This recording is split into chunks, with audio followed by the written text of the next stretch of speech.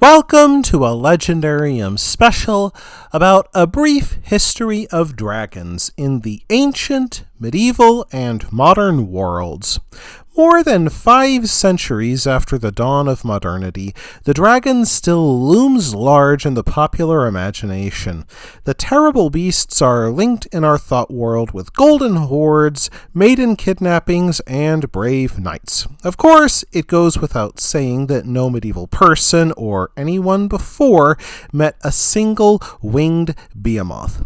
One of the earliest depictions of dragons portrays them as giant snakes who haunted Near Eastern mythology. The most recognized among them is the Mushabnu, which means reddish snake. It is depicted on the Ishtar Gate of Babylon. And in ancient Egyptian mythology, Apophis is a giant serpent who lives below the horizon. According to 8th dynasty texts from the 2100s BC, Ra's umbilical cord birthed Apophis, and he did battle with the god of light through the ages. The Ouroboros, an ancient symbol showing a serpent or dragon eating its own tail, persisted in Egypt into Roman times. During the Roman era, it often appeared on magical talismans, sometimes in combination with other magical emblems. The Romans had little interest in developing dragon traditions of their own, instead adapting Egyptian myths to suit themselves. During the 2nd century AD, after the Dacian Wars, the Roman military used the dragon as the military standard of the cohort, as the eagle served as that of the legion. However, the dragon's modern image developed through a combination of the snake-like dragons of classical literature, Near Eastern dragons depicted in the Bible, and European folk traditions. During the early Middle Ages, monster stories served as morality tales, offering examples of what not to do and the dangers posed by falling into sin. Of course, medieval people told tales about many monsters, including ghosts, werewolves, and women who turned into serpents on Saturdays. However, dragons held a special place in the medieval mind, for dragons served as enemies of humankind, against which we measure the power of our heroes. As such, dragons in the early Middle Ages more often figured in accounts about the lives of saints rather than stories of gold heists and knightly adventures. In the 6th century AD, for example, the French bishop Venantius Fortunatus wrote about a bishop of Paris named Marcellus.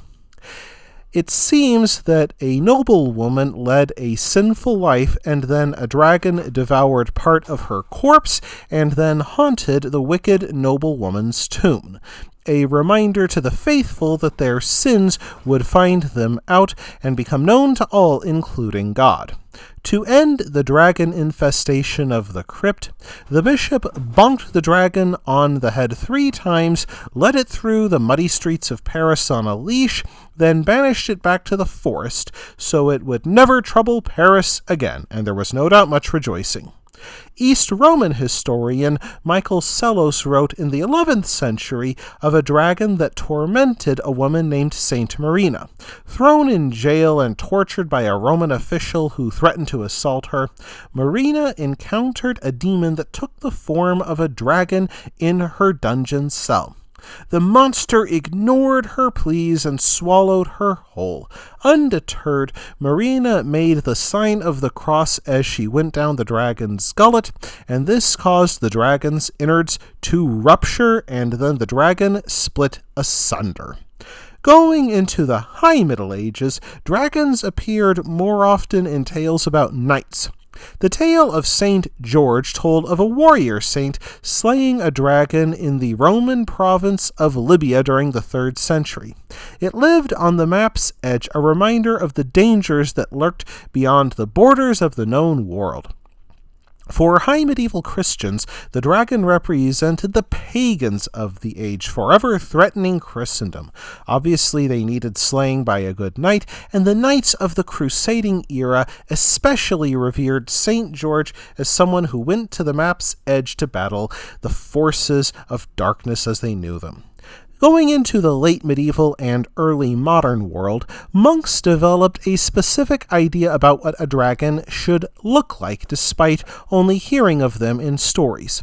As they picked up tales about other creatures that lived beyond the map's edge, they put fact and fancy together in the late medieval bestiaries. Monks of the 16th century wrote that the dragon's strength lay in its tail. It could kill anything it caught with its coils like an anaconda. They believed the enemy of the dragon to be the elephant, and it hid near paths where elephants walked so that it could catch them with its tail and then kill them by suffocation.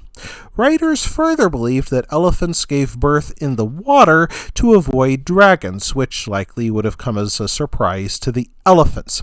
Since dragons feasted on doves, themselves symbols of peace, they nested in the paradoxian tree, which is thought to be poisonous to dragons.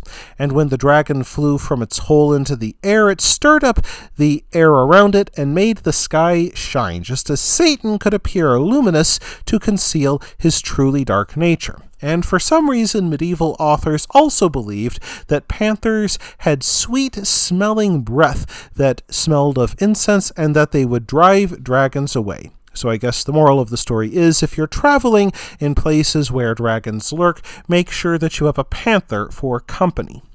Dragons and dragon motifs still appear in many works of modern literature, especially the fantasy genre.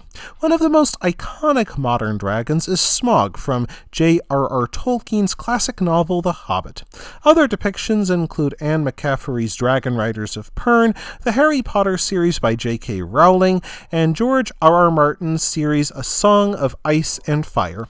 And many of these depictions have gone beyond simplistic depictions of evil that need slaying by good Christians into more complicated forces that reflect the confusion of the modern world. That wraps things up for this episode of The Legendarium. I hope you enjoyed it. If you did, press like. If you want to see more, press subscribe. And if you've got anything to say, let me know in the comments section. Thanks again for joining me, and I hope that you have a great rest of the day.